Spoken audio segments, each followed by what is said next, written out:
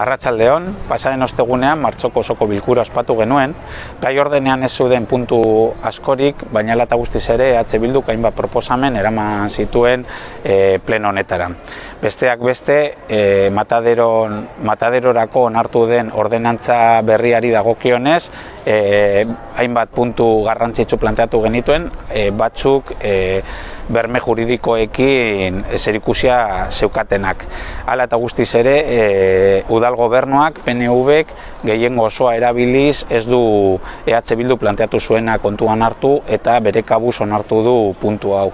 Bestalde, galdera eta eskaeren puntuan, bai planteatu genion hirigintza zinegotziari garrantzitsua dela Areatza kalean egiten ari den obrak ondo planifikatzea, batez ere garai honetan, pandemia garaian, zeren eta hainbat arazo ematen ari diren, gaur bizi izan ditugunak besteak beste, bai oinezkoentzat, bai ibilgailuentzat eman diren pilaketak adibidez.